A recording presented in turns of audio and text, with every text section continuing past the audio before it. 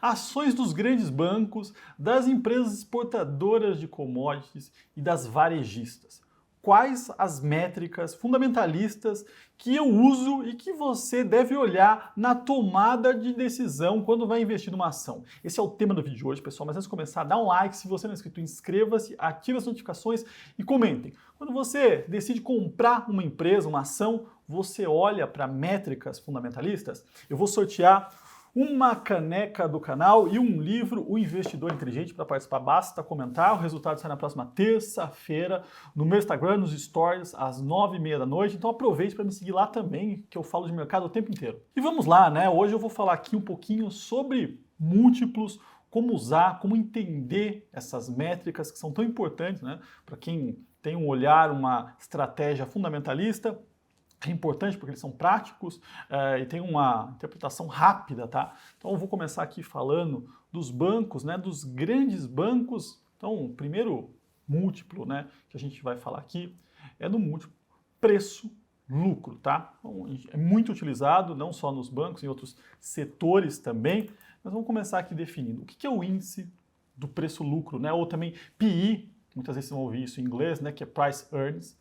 O que ele significa? Ele significa que é um valor, né, uma conta aqui que a gente faz o seguinte, o valor de mercado da empresa, então você vai pegar, por exemplo, Itaú, você vai pegar qual o valor da ação do Itaú vezes a quantidade de ações que o Itaú tem, você der um Google, colocar lá YouTube 4 Market Cap, vai aparecer já, dividido pelo lucro líquido de um exercício, pode ser do ano passado, pode ser o projetado para 2022, pode ser dos últimos 12 meses, tá? Então assim, a ideia é sempre tentar pegar para frente para entender o que vai acontecer nos próximos meses da empresa, né? Entretanto, não é algo mandatório, né? Você pode pegar para facilitar a conta, você pode pegar os últimos 12 meses. Então, é uma divisão simples. E o que isso indica, né? Então, quando a gente fala aqui, tá, dessa relação, eu divido o valor de mercado pelo lucro. Então, hipoteticamente, eu tenho uma empresa que vale 100 milhões de reais e que ela dá um lucro de 10 milhões. Então, se eu fizer essa conta, né, simples, eu vou dividir 100 por 10, vai dar uma relação de 10 vezes, né? E o que isso significa? Você pode entender da seguinte maneira, né, que em 10 anos a empresa consegue lucrar o que ela vale, como se você estivesse comprando um negócio, tá? Pagando 100 milhões e ele vai te retornar ali ao ano, né, ou de forma estática, né, o último ano ou os últimos 12 meses, 10 milhões. Né? Agora imagina que você tem uma outra empresa que ela custa, né, está avaliado no valor de mercado 100 milhões e ela dá um lucro de 1 milhão. Você faz a mesma divisão, vai dar 100 vezes, né? Ou seja, demora 100 anos para retomar se o lucro fosse estático. Então é uma métrica em que quanto menor o preço, o lucro nessa relação, melhor. Imagina uma empresa que dá 100 milhões de lucro e está sendo avaliada por 100 milhões. Então, se é uma relação de 1, né? Num próprio ano, ela consegue retornar para o investidor todo aquele dinheiro. Então agora a gente vai olhar aqui da forma prática e é o seguinte, né? A gente vai olhar para empresas que têm lucro. Então assim, a maioria delas tem lucro, entretanto alguns modelos de negócio elas têm algumas probleminhas que eu vou mostrar para vocês e aí como corrigir, como usar outra métrica. Então aqui tá os 4 maiores bancos, né? Itaú, Bradesco, Banco do Brasil, Santander. Eu tenho o lucro histórico, né? De 2016 a 2021 e 2022 aqui projetado, tá?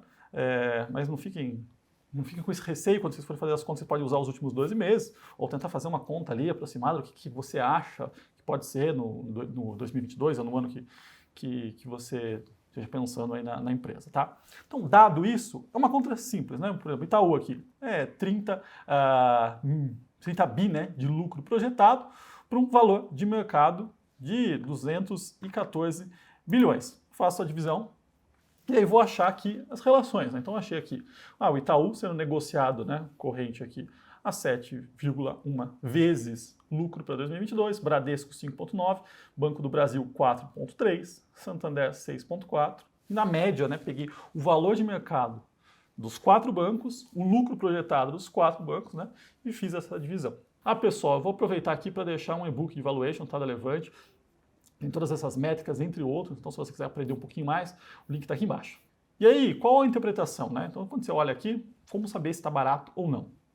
Bom, a média do Ibovespa é 12 vezes e meia, oscila entre 10 e 14,5 dependendo dos momentos, né? Ou seja, quando o mercado está muito otimista, muito próximo ali dos 14, 14,5, quando está pessimista, 10 vezes, tá? Mas a gente está falando de uma bolsa que é composta por empresas de setores tradicionais, né? Commodities, bancos, então essas empresas têm múltiplos menores. No caso dos bancos, eles sempre foram negociados ali próximo a 10, 12 vezes. E quando você olha para esses bancos em geral, a gente vê aqui que eles estão descontados. Como entender a relação entre o próprio setor, né?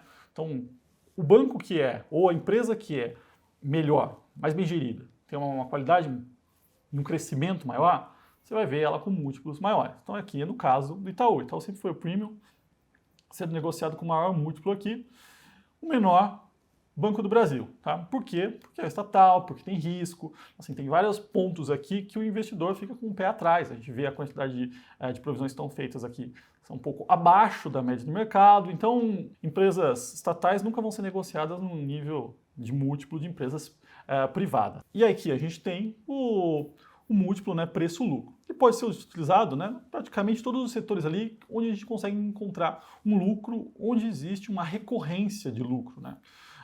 Eu vou trazer aqui as commodities, que são empresas que têm algumas peculiaridades. Então, elas têm ativos atrelados, né, à mineração, a postos de petróleo, e esses ativos, eles têm mudanças no valor. Muitas vezes tem que passar pelo resultado, pela DRE, só que não tem nenhum efeito caixa. Então, a gente já viu a Petro passando um impairment, né, uma variação ali de 13 bi de dólar. Você olhava para a empresa, um prejuízo altíssimo, mas aquilo não aconteceu, só foi uma questão contábil. Como tirar, como expurgar, né, esse erro do modelo? E aí que a gente vai entender o EBITDA, o EBITDA, como vocês estão acostumados a ouvir. O que é o EBITDA, né? Ele é o lucro antes dos juros, impostos, depreciação e amortização, tá? Então, quando você pega o lucro líquido, é a última linha de um resultado da DRE. E aí, o que é feito, né, no EBITDA? Você volta, né, os valores do imposto de renda, dos juros que foram pagos para a dívida e da depreciação e da amortização. Por quê? Porque o imposto, ele não é caixa, né? De fato, a empresa muitas vezes não pagou aquilo, mas ela está colocando que ela pagou ou que deve pagar aquele valor. Muda períodos, às vezes ela tem benefícios, então não é caixa necessariamente, né? Pode ser, mas não é.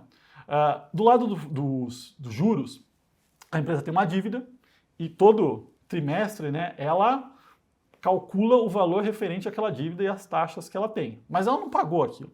Ela provavelmente vai amortizar tudo no final ou vai rolar a dívida, mas não aconteceu, de fato, um desembolso de caixa, né, na maioria das vezes. E a depreciação e amortização também, né? Então existe um custo de depreciação, que é contábil, mas aquele custo não é caixa também. Então é uma métrica aqui, praticamente, de geração de caixa, né? Mas não é de fato uma geração de caixa ali operacional ou livre para o investidor, mas é uma métrica, é uma forma de a gente olhar rentabilidade. E aí, o que é o EV? O EV é o Enterprise Value. Nada mais é do que o valor de mercado, que como a gente viu nas empresas ali dos bancos, né, somado ao valor da dívida líquida. E o que a gente vai ter nessa relação, né? No preço-lucro, o que a gente via? A gente via quanto a empresa gera de lucro para os acionistas como um todo. Quando essas empresas que têm variações de ativos, custo financeiro alto, já vê uma distorção e praticamente não vê lucro. Mas como essas despesas muitas vezes não são caixa, você vai ver quanto a empresa está gerando, que é o EBITDA, né, em relação ao EV, que é o valor de mercado mais a dívida líquida. É quanto a empresa gera para o acionista e para a dívida. Então a gente vê aqui, né, colocando aqui, o índice EV/EBITDA é o valor de mercado acrescido da dívida líquida dividido pelo EBITDA. E aqui eu vou trazer mais um exemplo prático, tá? Então eu trouxe aqui Vale e Petro, são duas empresas aqui, as duas gigantes da bolsa, esses números aqui estão todos em dólar, porque a gente costuma olhar para o resultado em dólar. E aqui eu tenho o valor de mercado e eu tenho a dívida líquida dessas duas empresas, tá? Pessoal, como de costume, esses gráficos, tabelas, tudo isso eu deixo no meu canal do Telegram. Então, se você quiser, aproveita, o link está aqui embaixo, entra lá e aí você acompanha, tira suas dúvidas aí. E aqui, por exemplo, Vale, né? Então, eu peguei aqui, nesse determinado momento, valendo um pouco mais de 68 bilhões de dólares, ela tem uma dívida líquida de quase 5 bi. O EV dela é a soma dos dois. O EV é maior do que, se ela tem dívida líquida, é maior do que o valor de mercado. Com a Petro, mesma coisa, né? Então a gente tem aqui 79 bi mais 40 bi de dívida, um EV de 119 bilhões. Aí temos aqui o EBITDA, né? Então eu tenho o EBITDA aqui de 2021, já acontecido, né? Realizado, e a projeção de EBITDA aqui das duas empresas para 2022. E aí eu vou fazer o quê? Eu vou fazer uma divisão simples, da mesma forma. Vou pegar o EV e dividir pelo EBITDA projetado. Então aqui nesse caso, né? Fazendo de Vale, eu tenho uma relação de 2,6 vezes, fazendo de Petro 2,4. Isso aqui é baixo? É muito baixo, né? As commodities, empresas de commodities são negociadas a múltiplos baixos, geralmente 4, 5 vezes. Por quê? Porque são empresas que não têm um crescimento tão forte, são cíclicas, né? Então, pega um bom momento de alta do petróleo, a Petro surfa muito bem, consegue ganhar muito dinheiro, gera caixa. Na contraparte, né, pode ter momentos ali onde ela vai passar situações extremamente difíceis. Então, empresas que têm essa volatilidade cíclicas, né, de fato, dependem puramente do ciclo de commodities e não são, de alguma forma, inovadoras, não que elas podem criar aqui de novo, elas não vão ser uma Apple hoje disso. Então, elas não têm um crescimento recorrente e forte, né, uma criação, uma geração de valor. Elas são negociadas a múltiplos mais baixos mesmo, tá? Então, diferentemente de outras empresas. Como, por exemplo, então eu dei o exemplo aqui das commodities. Outro setor que é importante a gente utilizar o EV/EBITDA, né? Então, as empresas do varejo. Por quê? No caso das commodities, geralmente a gente vê esses problemas de variação de ativo, passando pelo resultado, passando pela linha da despesa financeira ali, distorcendo. Empresas de varejo, que geralmente estão crescendo, elas têm uma dívida maior. Por quê? Porque o retorno que ela consegue entregar é muito maior do que o custo de capital. Então essas empresas costumam se alavancar para conseguir crescer, e aí você vê um resultado negativo, né, grande na linha de despesas financeiras, isso acaba distorcendo o lucro. Então você utiliza muito o EV/EBITDA nesse segmento, tá? Então a ideia geral, pessoal, é tentar ver quantas vezes a empresa está demorando para retornar para o acionista, no caso do preço-lucro, ou para o acionista e para o credor, no caso do EV/EBITDA. E as empresas que têm um modelo de negócio um pouco mais linear e que não tem essas exposições, né, a variação forte de dívida, de ativo financeiro, de ativo biológico, você costuma utilizar o preço-lucro, né? Quando você tem dívidas e essas outras variações, você usa o EV/EBITDA, são as duas métricas mais utilizadas e eu queria trazer isso aqui para vocês, tá certo?